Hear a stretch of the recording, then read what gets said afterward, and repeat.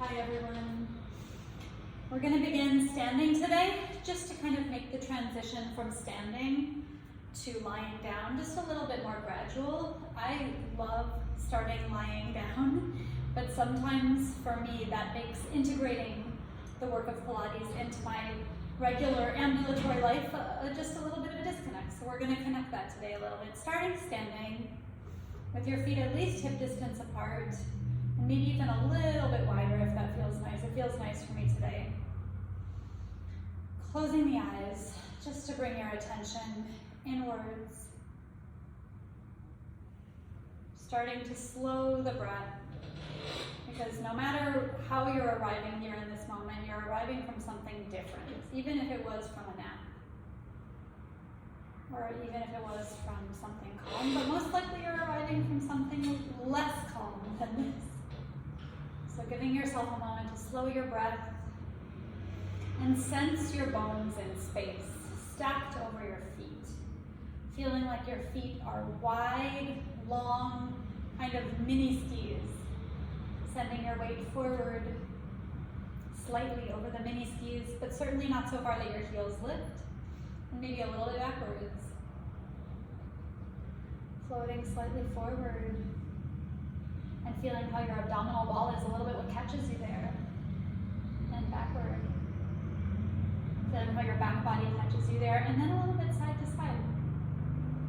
So just mindfully exploring all of these ranges of motion that you are doing throughout your day, but not quite as mindfully, and thus with a little bit less Pilates integration.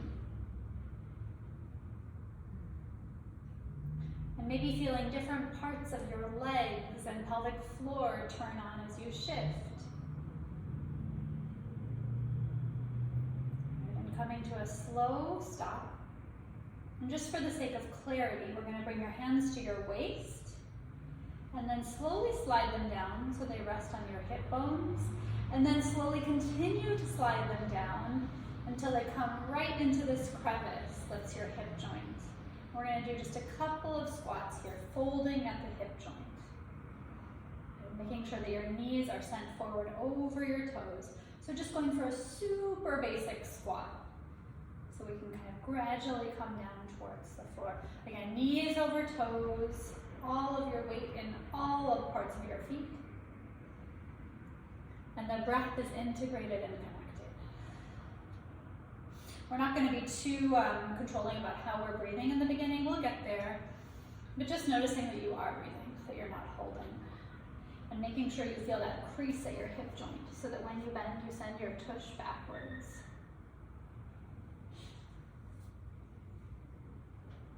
Just waking up all of these things that we're going to affirm more profoundly on the ground.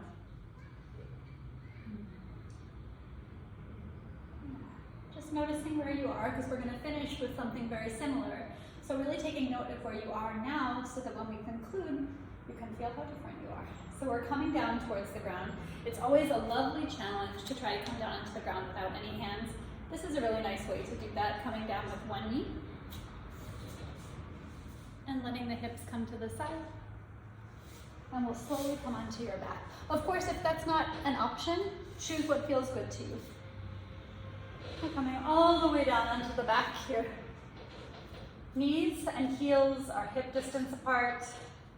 If you have any tightness in your shoulders and neck, it's always a nice idea to lift your head up even just a little bit. It's kind of nice because that helps my thoracic spine to release, to sink, to drop. It helps my occiput, the base of my skull, to reach away so that my neck feels a little bit longer and I can even breathe more easily. If it's comfortable for your shoulders, just let the arms go all the way here. That is such a challenging position in these days when most of us are in front of a computer so much more than we have been previously to this year. This feeling of being just a little bit more aware in the lower body and being released, completely released in the upper body. It feels, even to me who does this work a lot, it feels a little bit backwards. So just letting my arms go. Keeping the attention on the breath. And noticing where my bones are heaviest in the ground. So right around the tailbone. And we'll again just check on our neutral in a moment. Of course, my feet, my rib cage, and the base of my skull. So I'm careful that my contact point in my skull isn't too high. If you're really tight and this is where you find you are, go ahead and grab a bigger book or something just to put behind your head. As mentioned, this is going to be no props, but hopefully a book or something is around your house if you need, because that can make a really big difference. So yes, just noticing those anchors: tailbone, ribs, skull, feet.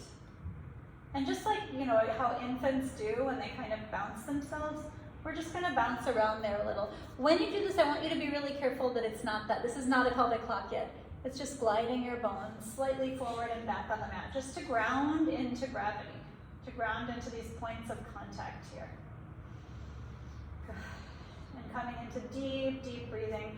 These repetitive, kind of almost jiggly motions are super soothing for the nervous system, which is why they're one of these almost like infantile motions, these soothing, these self-soothing motions. And come to a slow stop. And just notice if there's any change, any shift. Taking a moment to notice is so important because it allows you to really consciously integrate the change. And we're going to bring our attention a little bit more mindfully to the breath. Just making sure you send your breath as low as possible.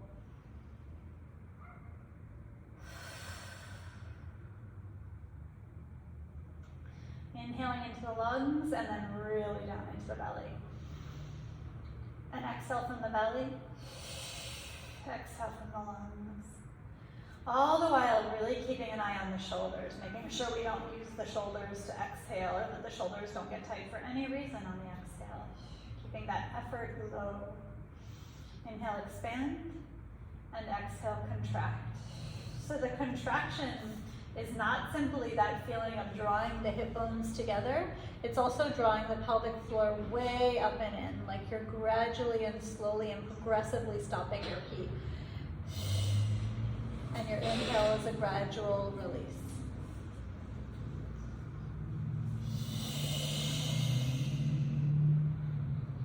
Just finding that deep, strong kind of seatbelt feeling. I say strong, but also be careful that you don't go crazy with this. You want to find a degree of engagement that's maintainable. Something too grippy will just only lead to a little bit more of the same in other places too. So this gradual lift and drop. And the release is so important because that also keeps us from overdoing it.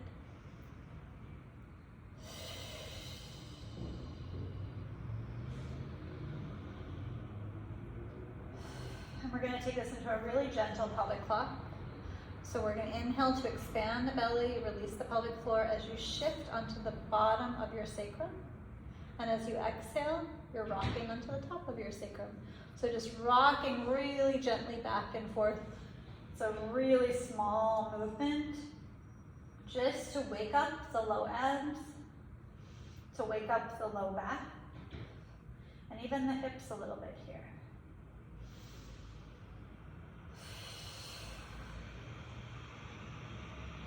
Think of your spine as ever so slightly kind of serpentine. So as you do this motion, there might be a slight echo in your discs.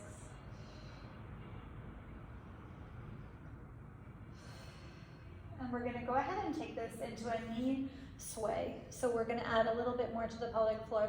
What that means is that one of my legs is going to fall out to the side, just like that. I'm exaggerating now, you probably won't want to go that far. There's definitely kind of a point beyond which you don't want to go. If I go too far, I have to use my glute to come back.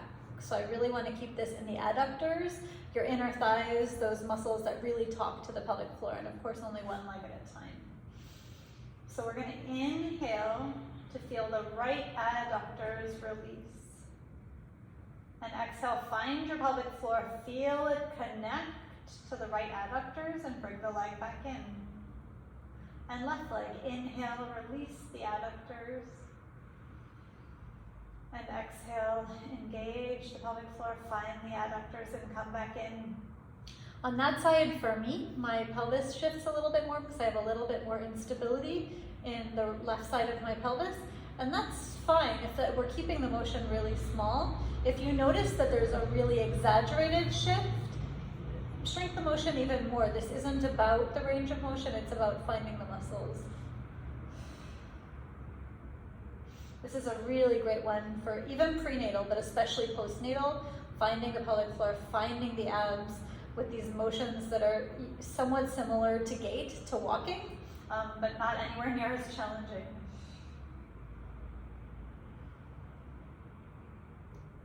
And one more time each way. Inhale. And exhale. And left. Inhale.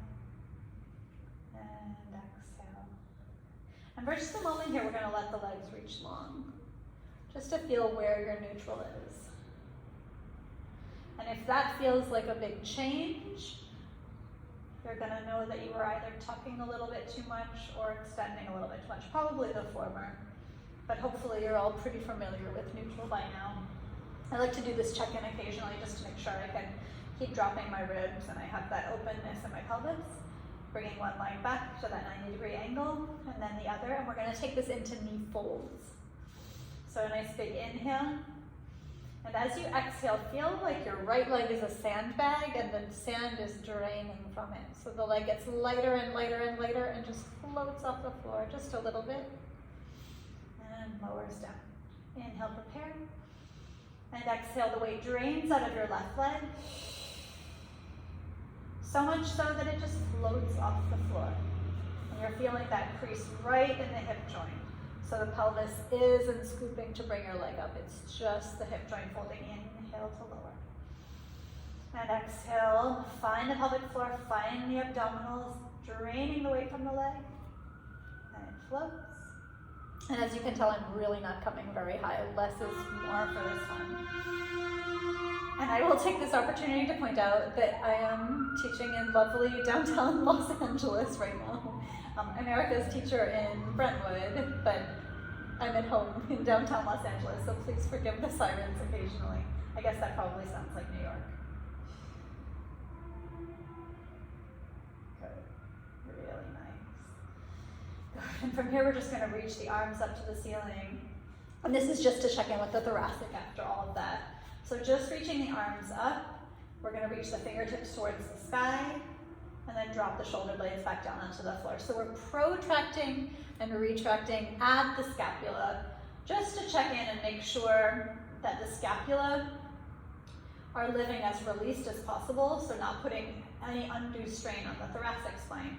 As you do this, also be careful that you're not dragging your head along for the ride, just keeping the skull easy, heavy. This should feel kind of nice. I get a little bit of a massage behind the shoulder blades. I always like this one because it makes me feel just taller. And keeping your rib cage heavy, hinging the arms back a little bit. And coming back up. Inhale. And exhale. Hinging back. Inhale, yeah, 2 more times, and exhale back.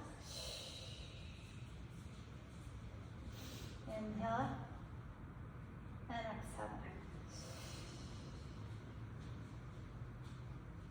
And from here, we're going to slowly reach the arms out to the sides. Just a couple of times here. So what we're going to start doing here, just to make this stretch extra juicy, is curling in with the fingers to come back up. And going the other way to go out. So the fingers lead, which makes it kind of nervy, but hopefully in a nice way. Maybe not. If you get a little bit tingly in your fingers, it's too much. But again, with all of the extra sitting and computer work we're all doing, we need this.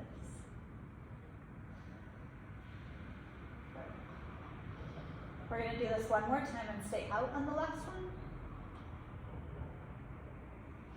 And from here, exactly like your pelvis was kind of an old-fashioned typewriter, you're going to hinge your pelvis over to the right, or I don't know what that word is, kind of slide it over to the right like an old-fashioned typewriter cartridge, and then you're going to drop your knees to the left. And this is so that your spine remains in alignment when you come into this lovely twist. And we'll just take a few breaths here. Keeping your right leg really heavy on your left, stacking your legs as feels comfortable for you, reaching the arms away. If you did notice that your shoulders were particularly tight in that nerve stretch, it can be extra nice to take your right palm down into the ground. It's a little bit stretchier. My left palm is still facing up. And then the right palm will come to the ceiling. Find the low abs, find the pelvic floor. Use your left inner thigh to bring the legs back to center and hop your pelvis back to center. It may have even skidded over a little bit. And then like an old-fashioned typewriter, we're skidding your pelvis over to the left and dropping your knees to the right and dropping your nose to the left. And again, maybe your left hand down into the ground for 3 deep breaths.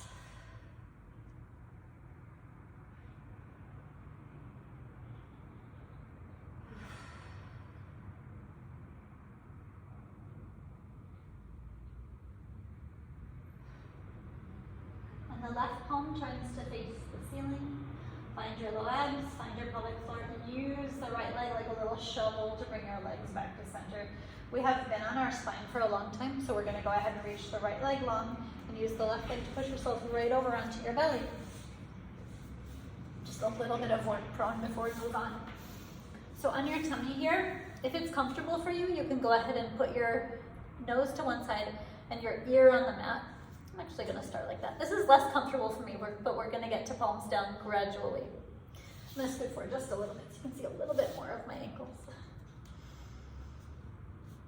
And this is not the most comfortable position in the world, but give it a moment.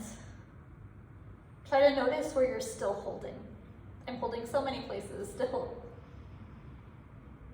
The diaphragm, the low back, the hip joints. Just take a couple more deep breaths.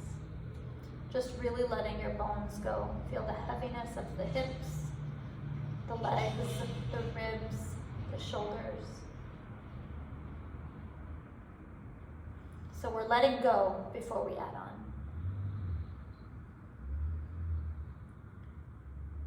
And start to notice your breath. And noticing the breath is what's actually going to get us back, putting the effort in the right places. So notice how the inhale really expands you and almost kind of lifts your bones off the floor. Notice the inhale first.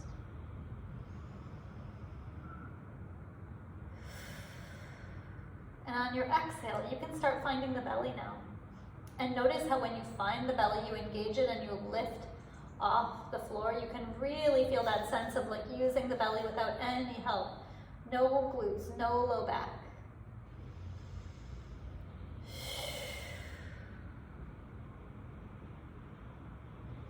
See if you can feel the belly engage all the way from the pubic bone up to the low ribs. So there's kind of a fairly long, expansive engagement. Inhale, expand, exhale, all the way from the pelvic floor up to the low ribs, feeling that zipped corset. And we're going to start adding on. So all you're going to add on to the next exhale is just a little bit of shoulder stability, just opening the shoulders and inhale down. And exhale, drawing the shoulders back.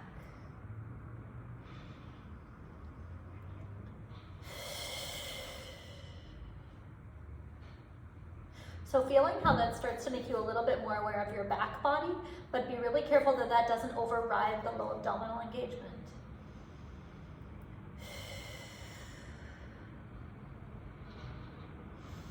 Inhale, soften. Exhale, abdominals and shoulders. And after 2 more, we're going to hold the belly in and the shoulders up. And here's your last one. Inhale down, abdominals and shoulders. We're going to go ahead and reach the hands right off the floor.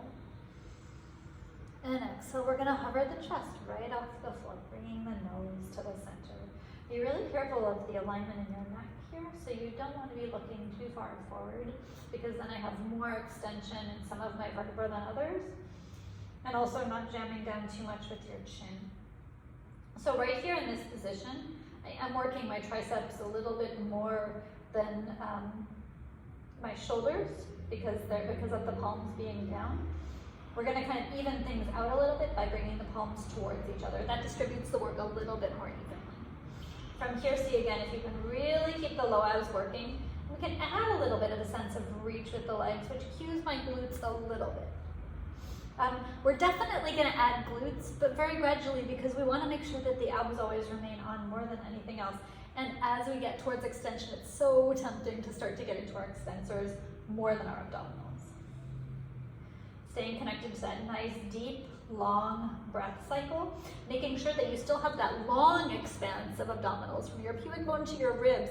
A lot of the time when we start lifting up, we let go of the ribs. So keep the ribs really engaged here. Arms are nice and long. Legs are reaching long, but the abs are working harder than the legs. And really slowly, we're gonna go ahead and slowly reach the arms out to the sides like a letter T. So the palms are facing the floor. I went a little too high there. So just right at shoulder level, not higher than shoulder level, because I don't want you to run the risk of getting too much into the traps. Feel like the pinky fingers have an elastic band pulling them towards your hips and you're resisting a little bit. Be careful also not to squeeze the shoulder blades too far together, but reach the fingers very far apart. The neck is free and long. If you want to check in and nod your head like you're saying a gentle no, no, no, no, that's fine. And from here, slowly, we're going to turn the thumbs towards the ceiling like you're hitchhiking. Thumbs go straight up. Yeah, that's working a little bit of your posterior rotator cuff here. And now really slowly, I think I might have to move because I'm moving my arms overhead. So slowly from here, we're reaching the arms overhead. Your thumbs are still up.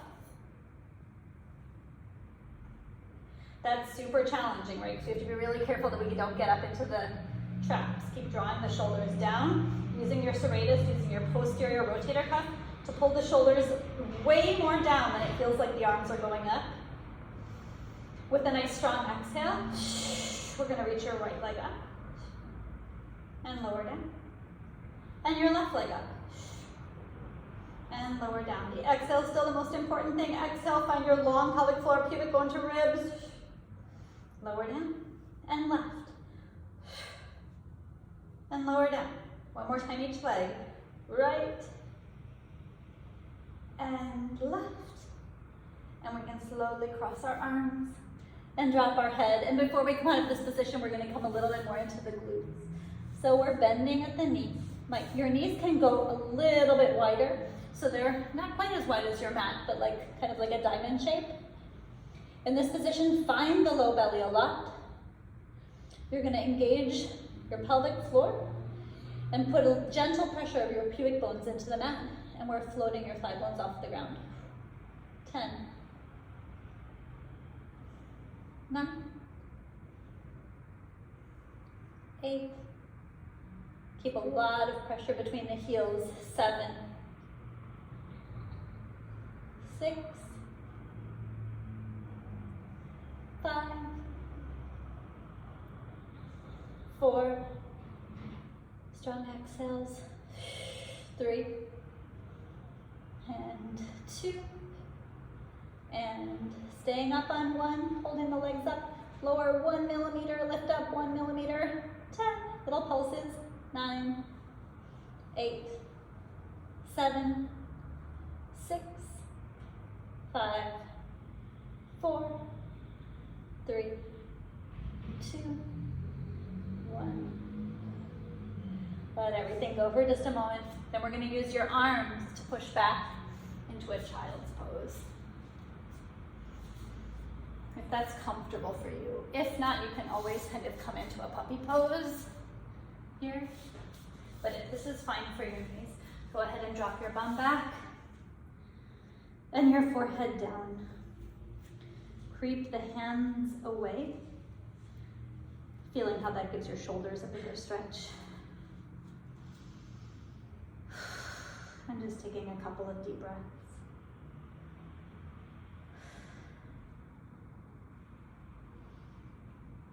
From here, we're going to walk your 2 hands over to the right side of your mat. Maybe even a little bit beyond if that feels good. Sinking your hips just a tiny bit to the left. Keeping the forehead really heavy on the ground. If you can't put your head all the way down for one reason or another, you can always have a pillow or a book or a yoga block. But again, because we're keeping it simple, just keep it easy here. No need for anything fancy. And slowly walk your hands over to the left. Drop your head and drop your hips slightly to the right. Keep reaching long through that right arm.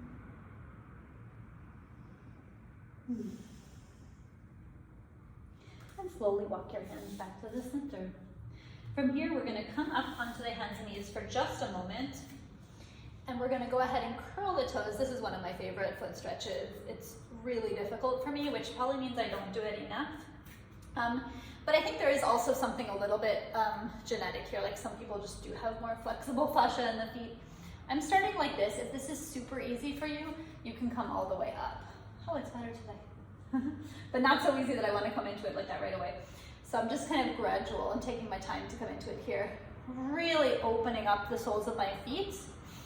Feeling my toes spread wide. I can check on them even. Like, oh, that guy needs to be a little wider. Making sure they're all spread wide away from one another. And I'm gradually crawling my way up. Whew. Really wonderful stretch for your feet, even for your ankles, even a little bit for the calves. Yes, my shoulders are going up into my ears, and no, they should not be. Whew. That's a big one for me.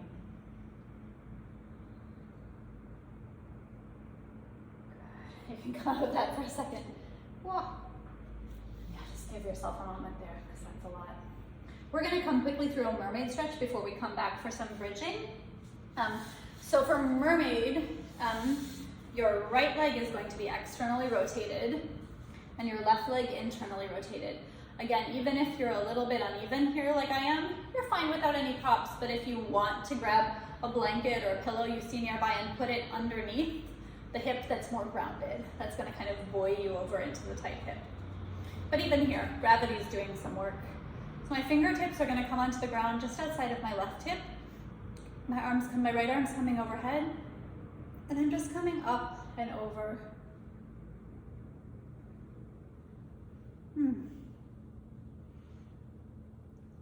So many birds with one stone here.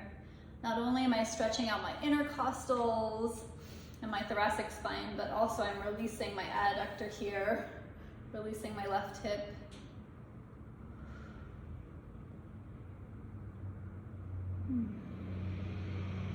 If it's comfortable for you, go ahead and turn your chest towards your leg. I don't always love that one. It's just nice to have another option there.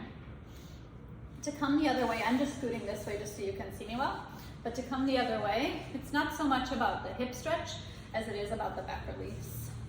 So my right fingertips are on the floor, my left arm is overhead. I'm crawling all the way down onto my elbow. Pausing a moment here just to get that nice stretch in my hip, which isn't always present, but it's there today. And then I'm gonna go ahead and rotate towards the floor, and here my hip is coming up. And I'm coming down onto my elbows. And maybe all the way down onto the floor if that feels good for you. That one can get a little bit pinchy on my right hip, so I don't love it all the way down, but it's okay.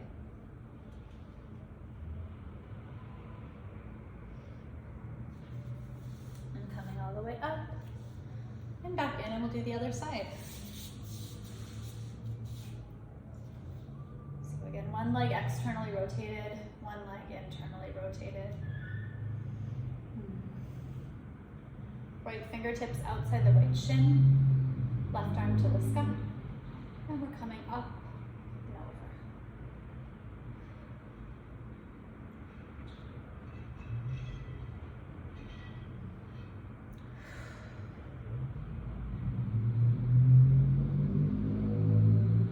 Just 2 more deep breaths here. And then I'm going to go ahead and rotate towards my right leg. Whew, tight on this side. So if you're tight like this, it can be nice to grab onto that knee. Need a little bit of help.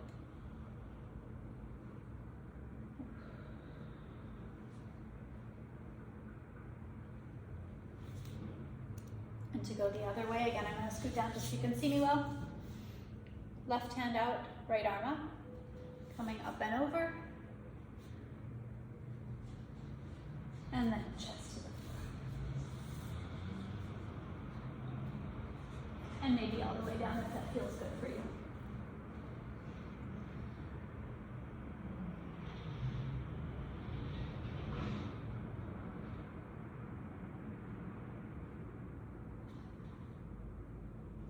Coming slowly up.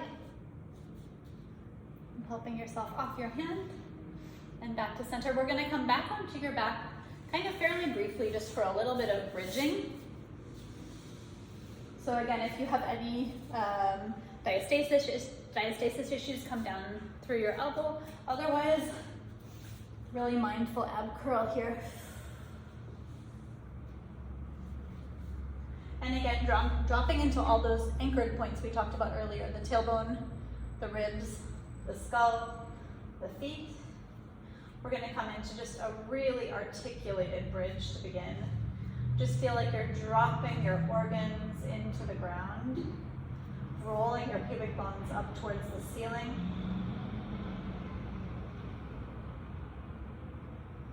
And feeling your weight in every part of your feet, soft shoulders.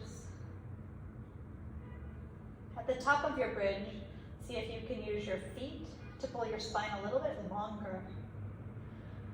Feeling how that releases your neck. And slowly soften down. As you lower, can your spine get even longer, like you're trying to elongate a string of pearls. Good. We're going to do 2 more times like that, articulating. So again, just feel like there's almost this drop into the ground. There's a drop down with every vertebra before it lifts up, down to go up, down to go up, down to go up, down to go up. I love articulating bridges because it can feel like such a nice opening, but you want to be careful that the glutes don't overtake absolutely everything, which is why we're doing that kind of pull forward with the feet at the top. So pulling forward, making sure your hamstrings are engaged as well. Feeling like your glutes are engaged, but in concert with the hamstrings, with the feet. And melting down. Softening, but elongating, elongating, elongating. And we're going to do 1 more articulating bridge. Big inhale at the bottom. And exhale, the pelvic floor is like a purse's drawstring, just shortening to tip your pubic bones towards the sky. Feel how your rib cage gets heavier, closes up.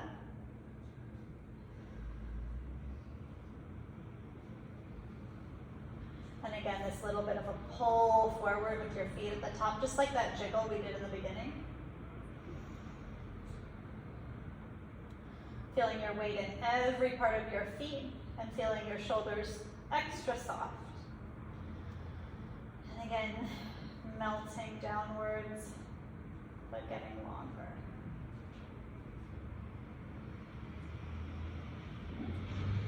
And we're going to go ahead and angle your toes and your knees in at the bottom now. So you're a little bit pigeon toe. My feet aren't touching at all actually, but they're just angled in. My knees are touching. And so now with my spine really long, my pelvis really neutral, you're just going to imagine there's a spatula that comes under your waist. I'll keep my arms up so you can see it for a second. And then the spatula just lifts my spine off the ground and lowers down. So that's probably a lot more hamstring, hopefully. Not only by virtue of the fact that we're keeping the spine neutral, but also because we're internally rotated with the legs. 2. We're going to do more of these because they're shorter. 3. Inhale down. And 4. Still feeling your weight in every part of the feet, even though they're turned in. 5. And 6.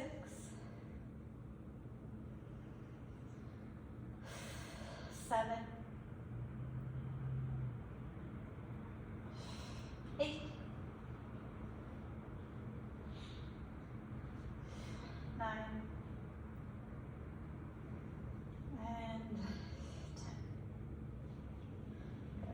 we're gonna do one more variation before we're finished with bridging, and that's single leg bridges.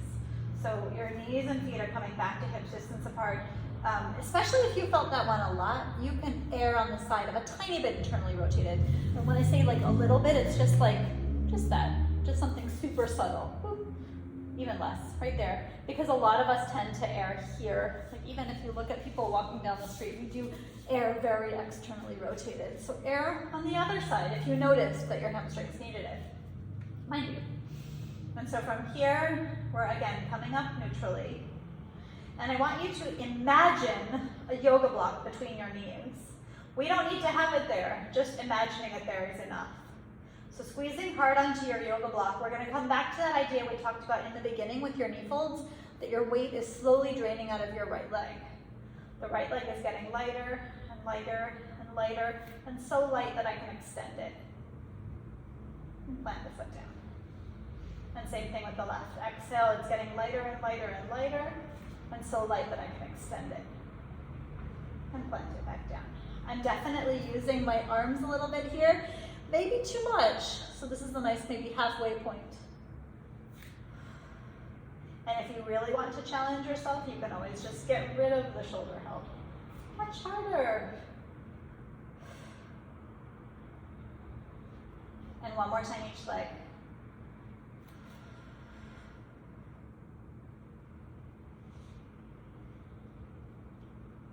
Draining the weight, reaching the leg. And coming slowly all the way down. Much deserved hamstring stretch after that. So we're gonna go ahead and bring your right knee into your chest. Move back even more. Interlace your hands behind the thigh and reach in the leg towards the sky. Whew. So if you find that you need more room, you can always lift the head and shoulders a little bit.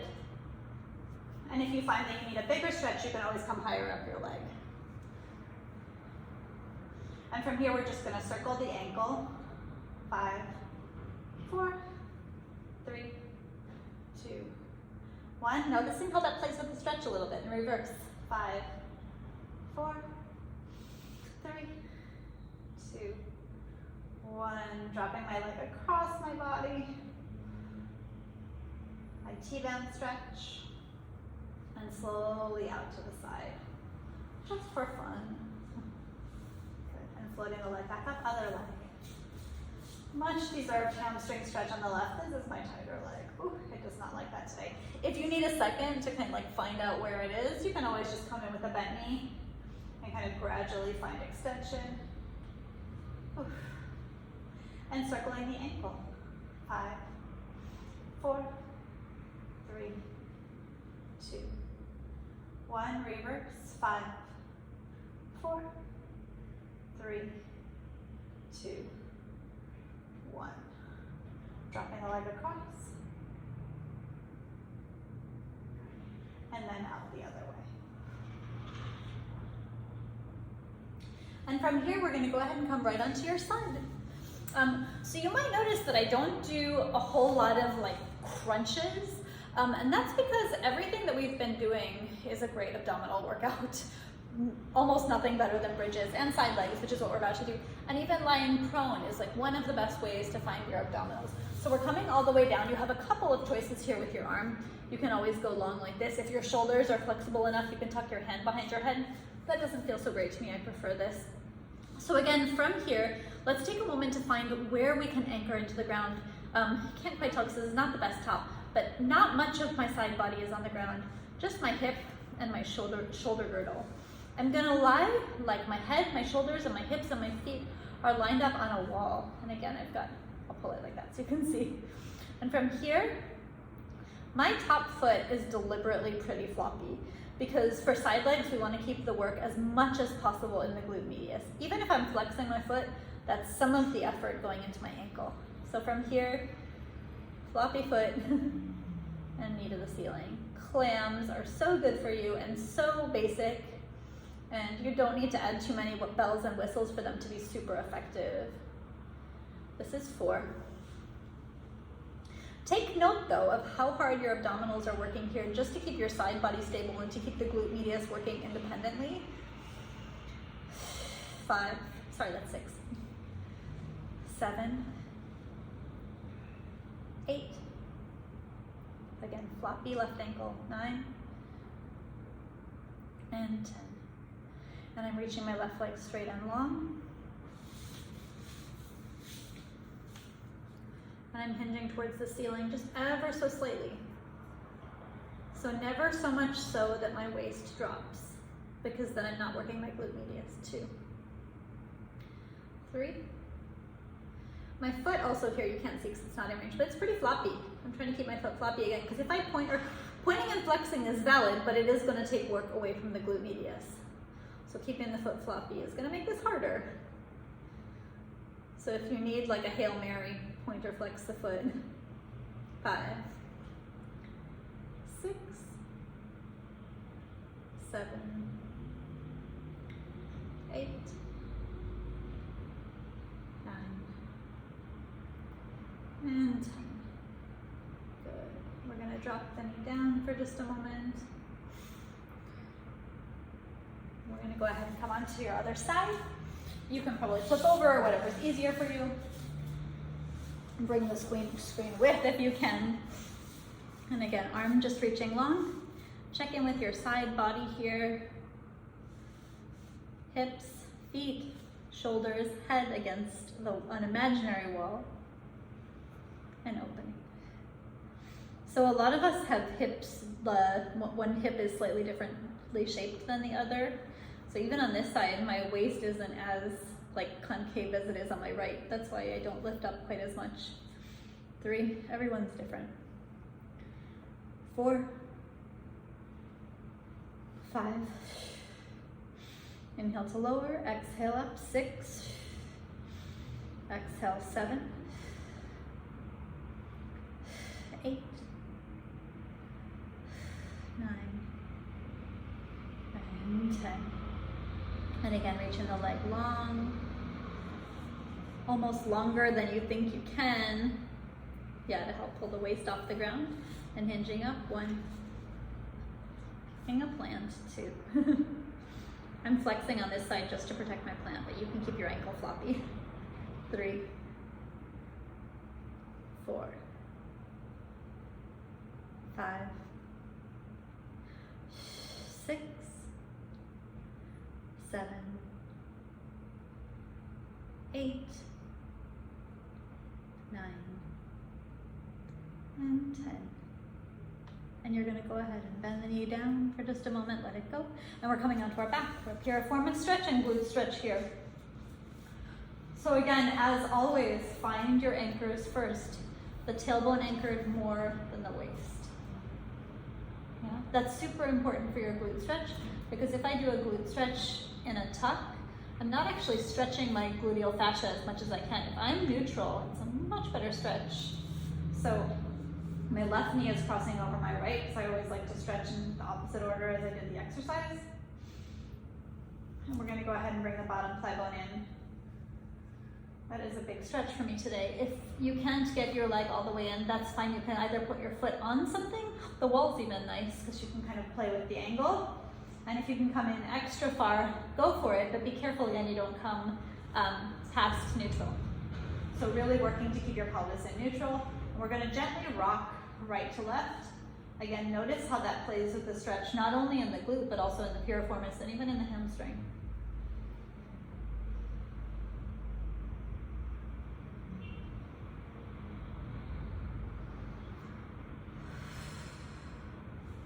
And lowering the foot and crossing over.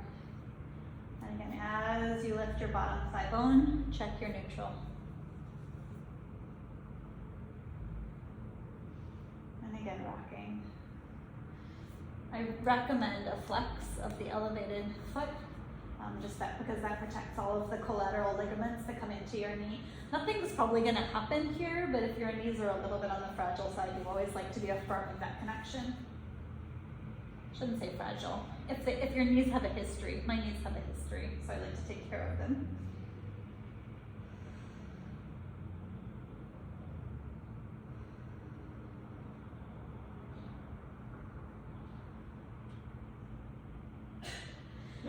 lowering the foot.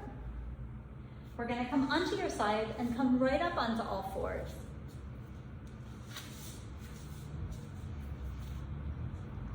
So on your all fours here, take a moment to really make sure that your hands are directly underneath your shoulders. The knees are directly underneath your hips. I'll tuck this in so you can see me well. And we're just going to do, again, one of these kind of infantile motions where you glide a little bit forward, glide a little bit back. And that's just to make sure that your limbs are kind of well oriented. It's also a really nice way to make sure that you have a really happy, healthy hip hinge happening here. So this is definitely not a clocking action. It's just gliding forward, gliding back. And coming back to those motions we did towards the beginning, the protraction and retraction of the shoulder blades, it's a little bit different now because now it's loaded. So we're going to drop your heart through your shoulder blades. Be careful that you don't drop the head as well. So just dropping the heart and then pressing it back up to neutral and even a little bit past neutral. So neutral is where your arm bone lives perfectly in the shoulder. Here it's behind my shoulder joint. Here it's neutral, and here it's in front. Neutral, behind. So finding just these tiny little shoulder stabilizers. And as you push the arms forward and the heart up, feel as if you have each of your hands on a jar lid. And your right hand is going to go clockwise, ever so slightly, just really internally, and your left hand is going to go counterclockwise. So you're inhaling to drop, and as you exhale, screw those jar lids. Right hand clockwise, left hand counterclockwise. Inhale, release that rotation, and exhale, progressively find that feeling of rotation. Again, it's so small and internal, so nothing big or crazy. And then we're going to come to live in neutral, but see if you can keep that feeling of the jar lids going all the time now. So the right hand always has this sense of going a little bit clockwise. The left hand always has this sense of going a little bit counterclockwise. We're going to go ahead and in this position, just drop your abdominal fascia. So this is not a cat stretch. This is just, it's just finding your abdominals. Inhale to drop. And exhale to lift. Inhale to drop and exhale to lift. Again, this is a really great way to kind of assess how the abs can work alone without any other big nearby muscles helping. Hips, glutes, back, just abdominals. Inhale to drop. Sometimes it really helps to do this one with a mirror though, because it's really hard to know if you're actually doing it. Exhale to lift. Inhale, drop, and exhale, lift. And it's definitely not the most attractive exercise. Inhale, drop, and exhale, lift. And now we're going to keep a pretty firm degree of engagement there all the time. And again, we have our jar lids going on in our hands, and we're slowly just going to take my right hand, your right hand across your chest. Nothing else changing, and feeling how that makes your left hand work so much harder. And plant your right hand. Again, find your right jar lid. Low abdominals working hard. Left hand floats across your chest. And lower. And exhale, right hand across your chest. And lower. And left. And we're going to add on. So now instead of coming across your chest, I'm going to move forward. Sorry, I took my butt. Instead of coming across your chest, we're going to reach your right arm out in front. It does not have to go high. Not all of us have the shoulder flexibility to have the arm all the way perfectly overhead. Just towards the front of your mat. So I'm slowly gliding my right arm and my left leg out. And slowly returning. And we're going to do that whole motion on exhale out, inhale in. Keep your right jar lid going. And return. And exhale out. And inhale in. And exhale.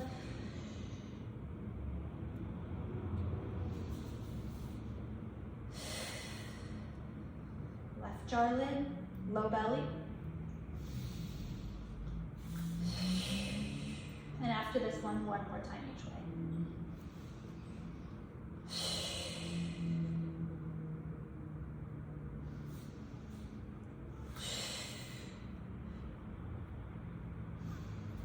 From here, one more exercise on our hands and knees. So again, both of your jar lids activated. We're gonna curl the toes. And without floating backwards, almost feeling like you're floating your weight forwards as you lift the knees, like they're coming up and in. So definitely not back and up, but forward and up. Inhale to lower, 9 more times. Exhale, knees forward and up, knees right into your belly. 2,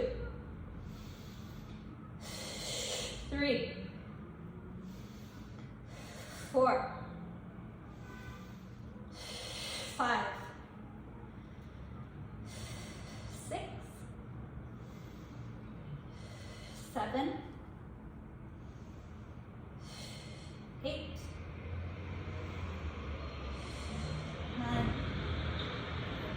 and 10. From here, for just a moment, go ahead and sit back on your feet. We're going to stretch out your shoulders for just a moment. So taking your right arm across. Just feeling how that opens the back of the shoulder capsule.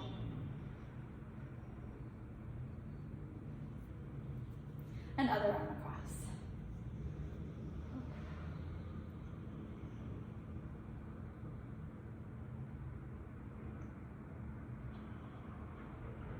And one more head each way. Right arm across and left arm across. We're going to go ahead and take the right arm up to the sky, bend at the elbow, and the hand is just dropping right onto your upper back. Or if it ends up here, that's fine too, because we're going to put a little bit of pressure on the right elbow. So be careful that this doesn't turn into that. So still pulling the ribs into your back body. Little bit of pressure. Much better stretch if you keep the ribs connected. Here, no shoulder stretch. Good, and slowly changing arms. And one is likely much tighter than the other, as you can see with me. Oh.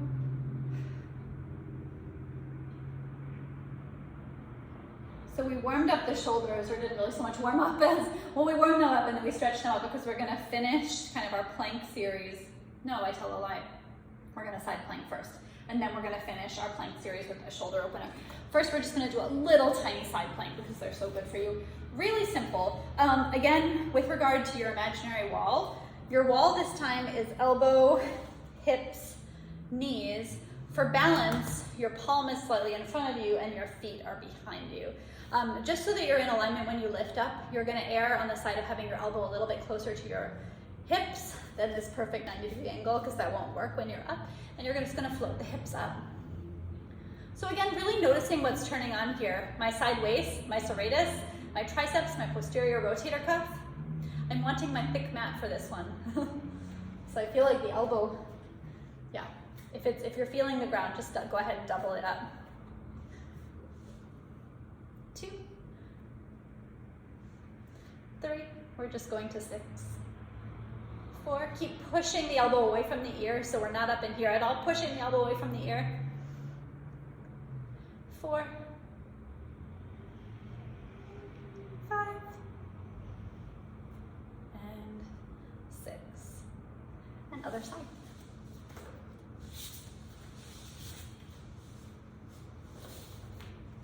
And again, elbow, hips, knees.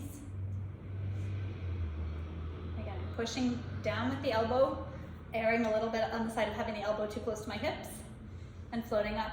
1, 2. There's sometimes, like, I always think my right arm is the stronger arm, but it sometimes has bad habits when it's the dominant arm. These are so much easier on the left. 4, and 5, and 6. And so we're coming to leg pull front, so kind of like a reverse plank kind of position. The legs are gonna reach long out in front of you and the arms slightly back. So with this one, I really like fingertips out to the sides because that's kind of a nice balance place for your shoulders. You have the option of fingers forward and fingers back, and you're welcome to play with that. But this one kind of just, it's a nice happy medium. So our legs are starting slightly externally rotated so that when we lift up, you can sit on your baby toes. That's our warm up.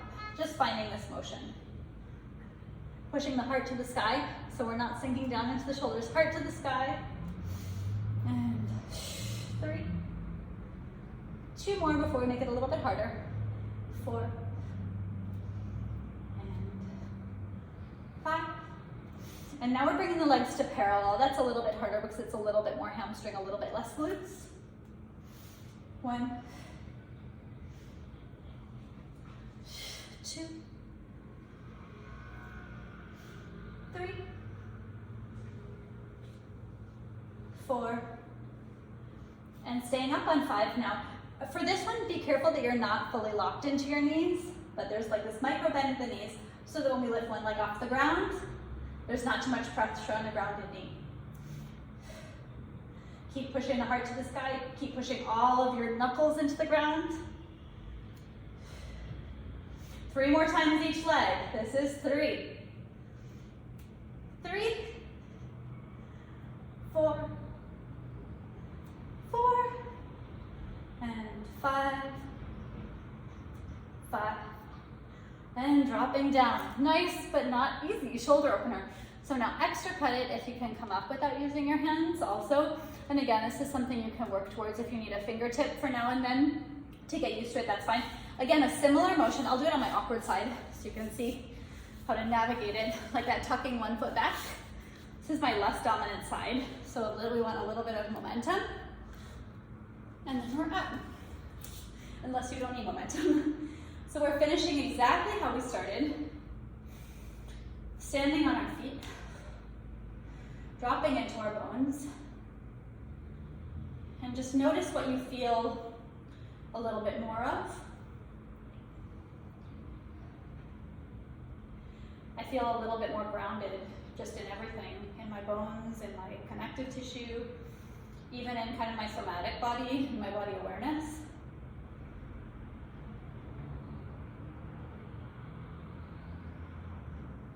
And notice what you also feel a little bit less of.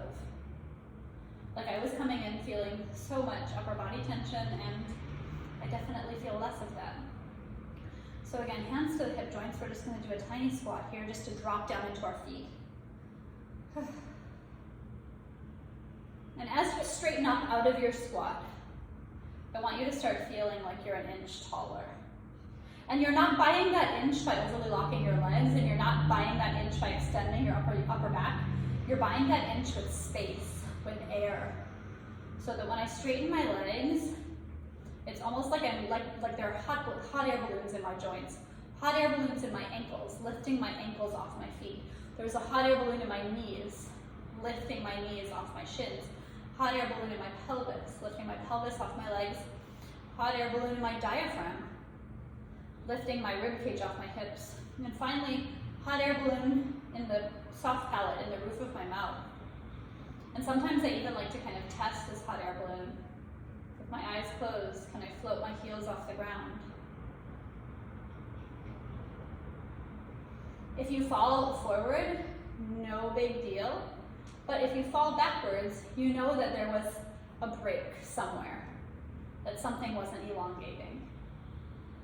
Falling forward is fine, it's just walking. Falling backwards, yeah, means that our back body is tight. Or something along those lines. So I encourage you to do that little test now and then, just to see if you can kind of find that alignment. And I really hope that all of these motions help you feel more connected to not only your core, but your entire physical being and your spiritual, emotional body as well. Because the more we can breathe and connect this way, the more we're listening, which is where all good change happens. Thank you so much for joining me.